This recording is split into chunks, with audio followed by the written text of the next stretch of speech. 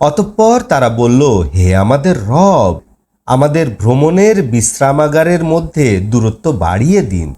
তারা নিজদের উপরে জুলুম করেছিল। অতঃপর আমি তাদেরকে ইতিহাসের বিষয়বস্তুতে পরিণত করলাম, তাদেরকে সম্পূর্ণরূপে ছিন্ন ভিন্ন করে দিলাম।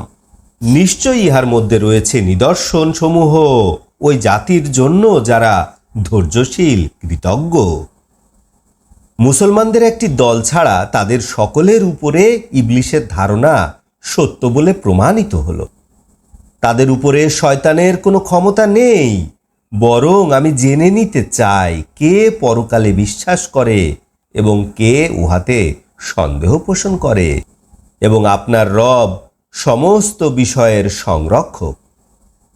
আপনি বলুন, আল্লাহকে বাদ দিয়ে তোমরা যাদেরকে ইলাহ ভাবছ তাদেরকে ডাকো। তারা আকাশ পৃথিবীর মধ্যকার একটি অণুরও মালিক নয়, এবং আকাশ পৃথিবীর তারা কোনো অংশীদারও নয়, এবং তারা কেউ আল্লাহর কোনো সাহায্যকারীও নয়।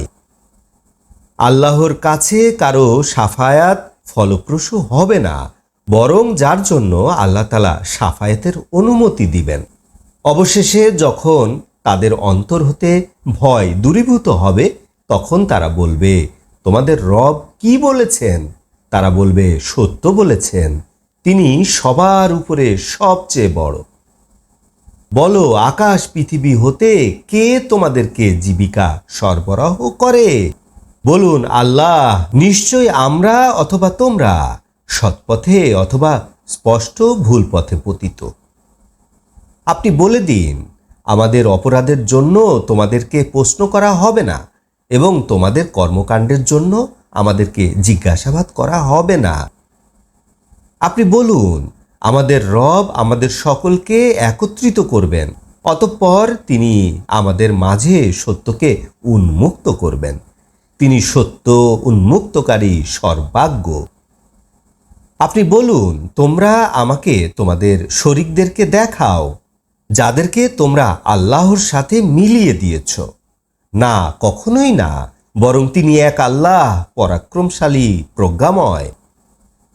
এবং নিশ্চয় আমি আপনাকে সমগ্র মানব জাতির প্রতি সুসংবাদদাতা এবং ভয় প্রদর্শনকারী রূপে প্রেরণ করেছি, অথচ অধিকাংশ মানুষ তা জানে না। এবং তারা বলে, এই প্রতিশ্রুতি কখন বাস্তবায়িত হবে? যদি তোমরা সত্যবাদী হয়ে থাকো তবে বলো। আপনি বলে দিন, তোমাদের জন্য নির্ধারিত দিনের প্রতিশ্রুতি রয়েছে, যা এক মুহূর্ত আগেও হবে না, এক মুহূর্ত পরেও হবে না।